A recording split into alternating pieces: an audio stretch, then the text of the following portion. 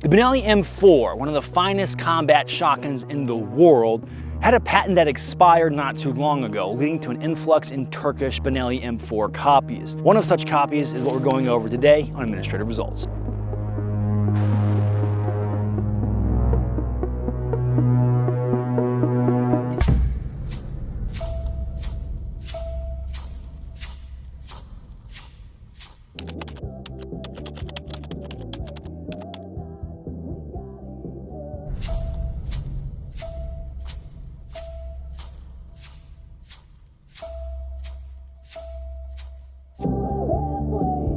Gentlemen, today we're taking a look at the Orthos Arms Raider S4. Now, this is going to be a Benelli M4 knockoff Benelli. So we're taking a quick look at it, and the reason we're doing so is because it is a more economic option, and I'm always fascinated by guns that are touted as economic options while also being the fine line of a quality firearm.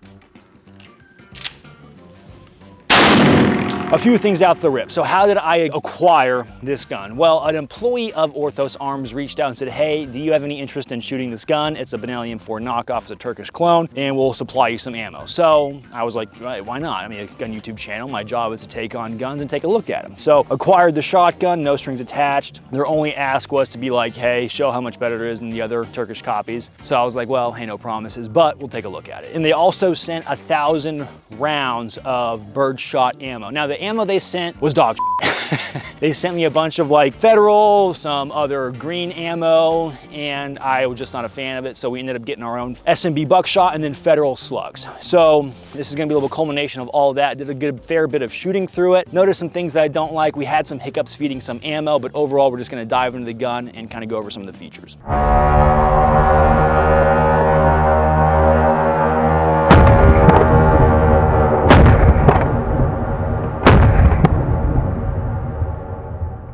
So this gun, from what I was seeing, this particular model off the rip sells for around $1,400 to $1,600, which compared to the other, like say a Panzer Arms M4 Turkish clone, which is I think is like $400 to $600, maybe a little bit more now, much more expensive. But if you take into account that the starting step-off point for Benelli M4 is around $1,900 to $2,000 before all the accoutrement and attachments you're gonna throw onto it, makes a little bit of sense for what you're kind of getting. But it's so expensive for what you're getting, and I'll dive into that more in a bit. But real quick, let's go over the features of the gun that I find impressive. So off the rip, we have the extended tube, which looks like some sort of carbon fiber style tube. The overall gun mate is actually pretty light. And we have the extended tube, which does not really come on a standard Benelli out the rip. They have that weird little crunch down thing of the tube, so you have less ammo. This one is gonna be holding 6 in the tube, and then in the chamber you have 1, so in total you'll have 7 on the gun. Now we have a Picatinny style barrel clamp up here, and then we have a ported barrel. Moving down, we have a Picatinny rail, and they came with like a ergo grip up here, and then some rail panels.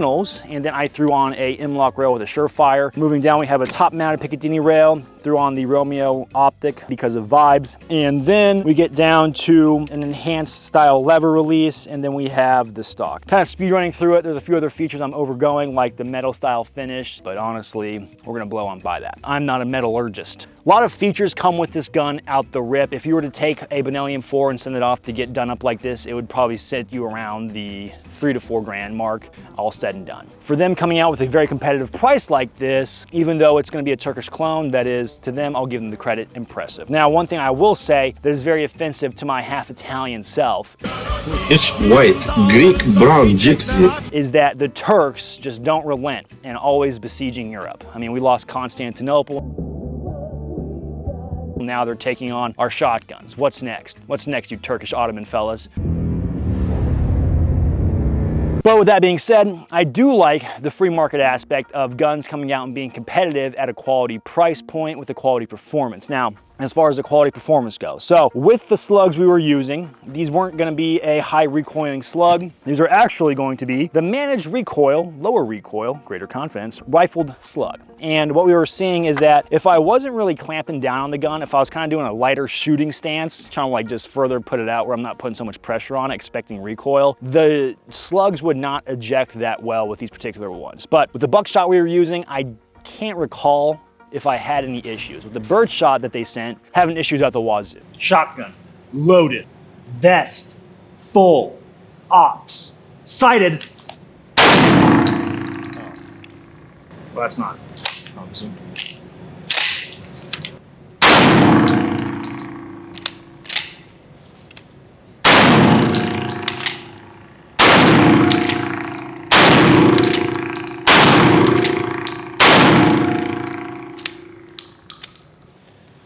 gun. Semi-automatic pump shotgun that's just charged. You just gotta charge it with Fioshi. You know what? All right, I'm done. It was just not ideal for that shotgun. So the buckshot with a higher pressure, and I think just any higher pressure loads in a shotgun typically run a lot better. The downside is gonna be the recoil of those rounds because it's a 12 gauge. They aren't known for being the comfiest gun to shoot, especially if you're a lighter framed person. Good job. If you're a meat stud like me and you don't take no shit, I'm ballsy. I smoke my stogie wherever I want. That's a lie. My wife would get really mad at me. They have this thing going on here. I think it's like they patented it.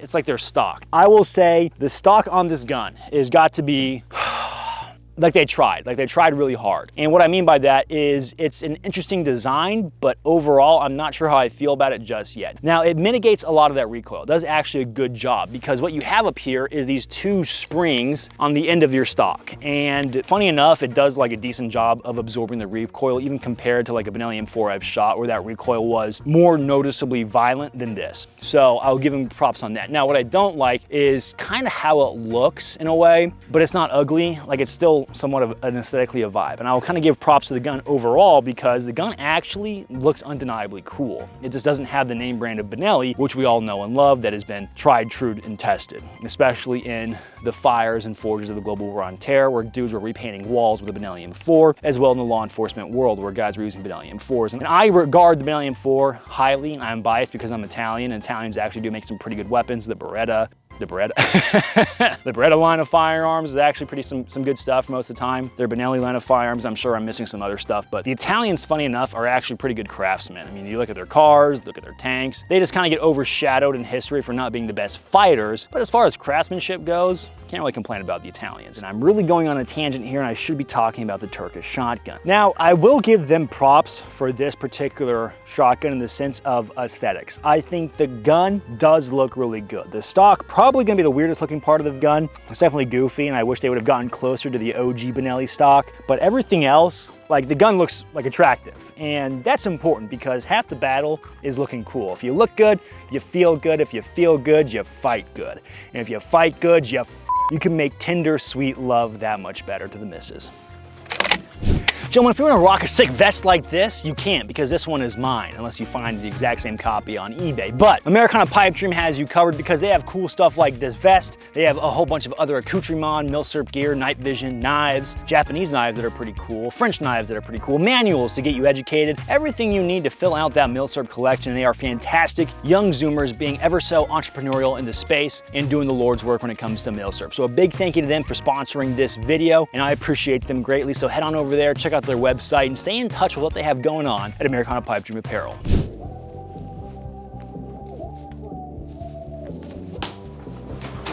I promise I'll get your Dogecoin, okay? You'll get the Dogecoin, I promise. It's nothing personal, buddy. Do me a favor, reach for it.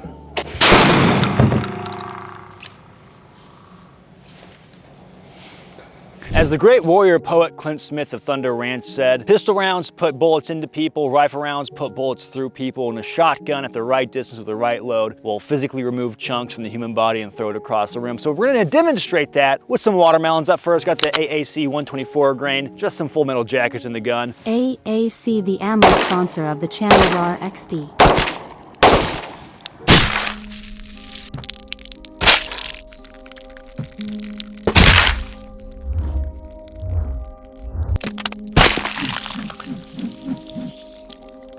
All right, did some damage to the watermelon. Now we'll move on to the rifle. Up next, we have the AAC 77 grain OTMs.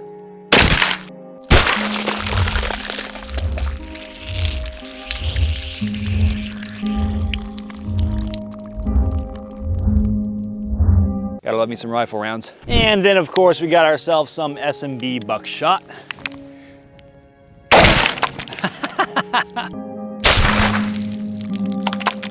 Definitely the buckshot felt more violent than the 77 grain. Let's do, we have one extra watermelon. Let's execute it. Let's commit a war crime. Thanks, Jordan.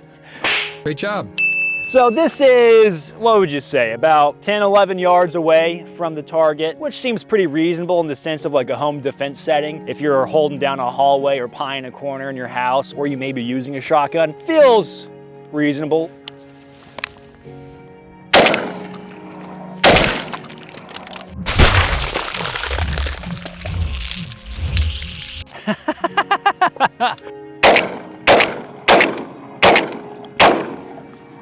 I love this country. Best job ever had. Next, we're gonna do a little bit of an accuracy test with some slugs. It's gonna be a loose and fast accuracy test. We got some federal slugs. I forgot what they were for a second. All right, so we're about 40 yards away. I can see that nice big hole. Good looking center mass in the A zone. Another A zone. Yeah, a little bit higher on the A zone. Okay, let's walk her open a little bit. All right, from here, it's saying we're 106 yards away.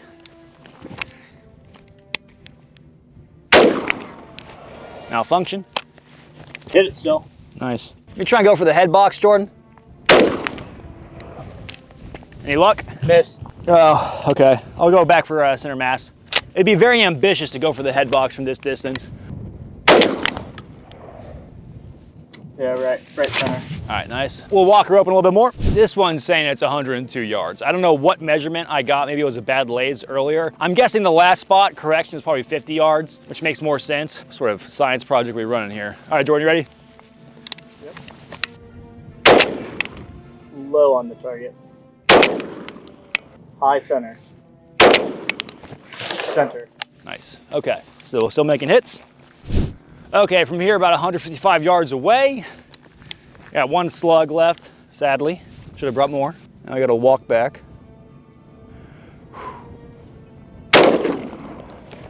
Center. No kidding.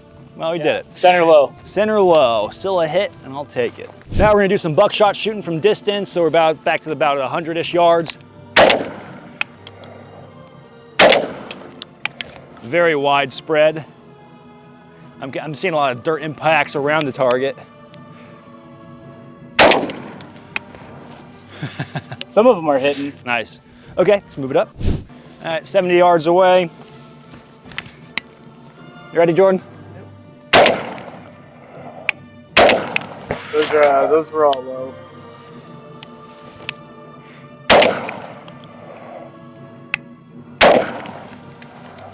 I think some of them are making contact. All right. All right, Jordan, you ready?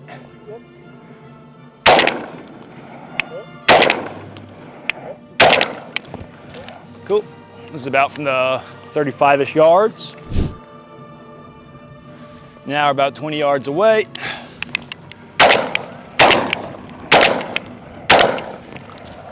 Cool. I think I missed. Yeah, okay. So you can see a lot of the buckshot pattern, you can see a lot of the slug pattern. Of course, we weren't showing the target after every salvo, but you can kind of get the idea. Some of these may be from the wads, but some of these, of course, you can definitely see all the buckshot happening. Science.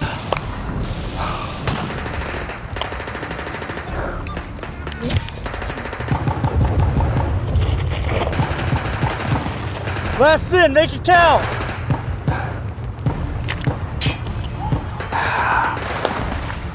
God bless you, son.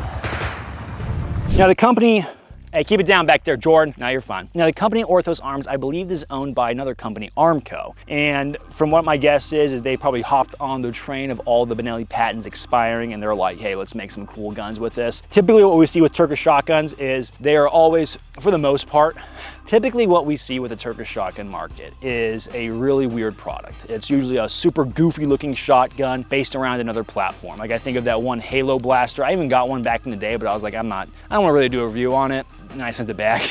But it looked like a Starship Trooper gun, and it was built around, I think, like a Sega style, you know, AK semi-automatic shotgun platform, and it was pretty bad. But it was cheap, you know, so it had that going for it. And I will say there is something to be said about a cheap shotgun, because it still allows you to have your Second Amendment right. And to me, that's important, because some guys are balling on a budget, and if you can get a gun, maybe it's definitely not the best gun you can get when there's, you know, PSA, $400 or $500 PSA AR-15s that are actually decent now, pretty good, one might say, especially compared to where they used to be back in the day. But if you're just a shotgun lover and you want a weird gun, then I get it. But it is interesting to see them coming out with a gun that is tried and true and everyone knows and loves with a Benelli platform like this. And it has what looks like a very similar operating system. Now, I did not try to interchange any parts with a real Benelli whatsoever. Essentially just got the gun out of the box and been shooting it, and then we're going over it today. You are missing that part of the info in this video, and I will say the gun did overall pretty decent. and I was impressed. With buckshot, I would feel pretty confident using this. Something to be said about a semi-automatic shotgun that is reliable. It feels like a good confidence booster. Just seeing what it did to the watermelons, absolutely eviscerating them. I mean, if you had to defend your house with one, it wouldn't feel too bad. I mean, if you're barricaded in there and a bunch of tomfoolery hooligans were trying to get into your home, it would definitely be a little bit of a confidence booster because shotguns are a very violent tool. If you can go back to World War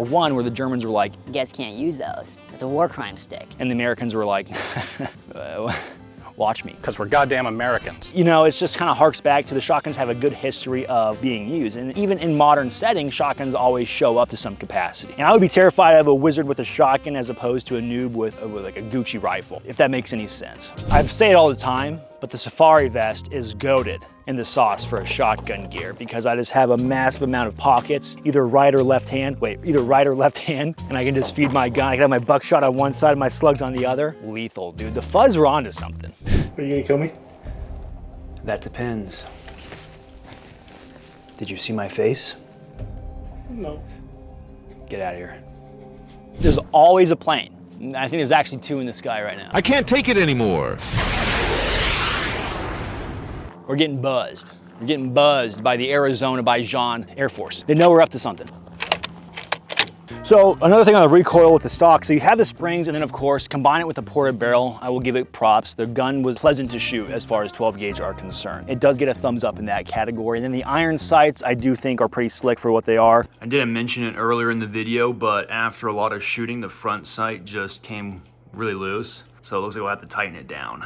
So just wanted to add this in here real quick. So I ended up just taking off the front sight post for this Orthos shotgun. It just would not cinch back down because it came loose. And I was like, all right, we're just gonna ditch it and run a red dot. And if I can find a different nut for it, then so be it. But that's a big boo-boo on them. I want my front sight post from having a shotgun. It kind of bugs me. Now I want to kind of get into the financials of it because that's important because your coin, your money is essentially representative of your life force. Right? You go to work, you have a job, you do some sort of a form of employment or you sell your time in exchange for money. And time is the most valuable resource and next to that is going to be your money. $1,600 getting you a pretty much ready to go, as good as it gets packaged for what a Benelli M4 could be. Or you take that money and actually apply it to a Benelli M4 because you're pretty much already halfway there.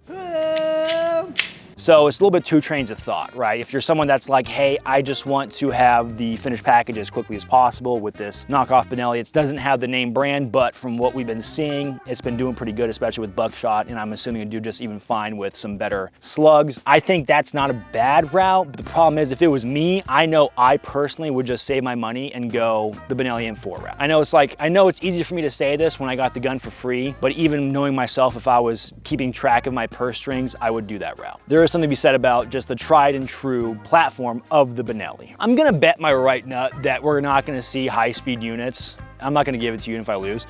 Hold on. I'm probably gonna bet my right testicle that we're not gonna see high-speed units running around with the Orthos Arms Raider S4 when Benelli M4s exist. But I can definitely still see this being a higher-end shotgun to have in your home. As far as shotguns go, typically shotguns are a baseline, pretty affordable guns. Get a pretty decent gun for around $7,000.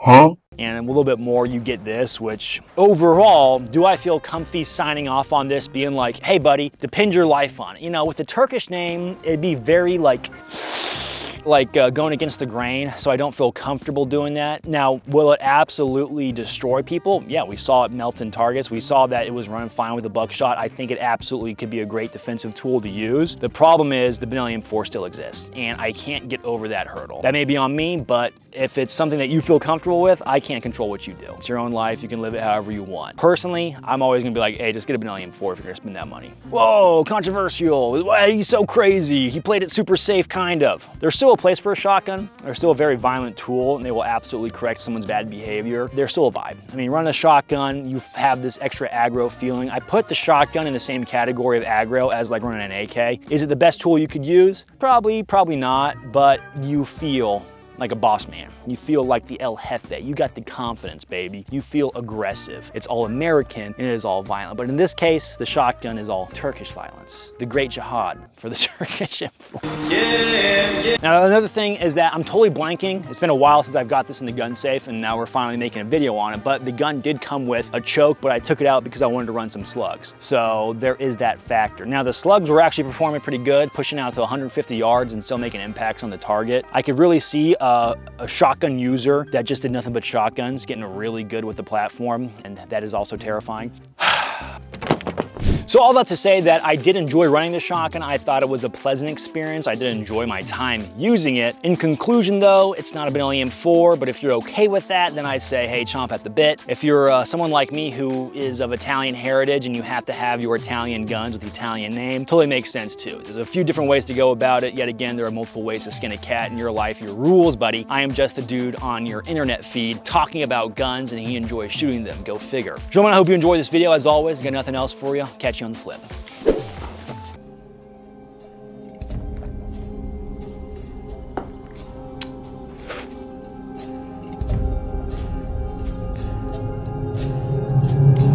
Gentlemen, if you want to support this channel, feel free to check out the Patreon. Fantastic place to watch videos early. Got a Discord in there. Stay up late, talk about girls, as well as we have the merchandise. It does help out. Everything does help, especially when the platform throttles you and does not like the content that you make. But hey, if you guys enjoy it, that's all that matters. All right, now that's truly the end of the video.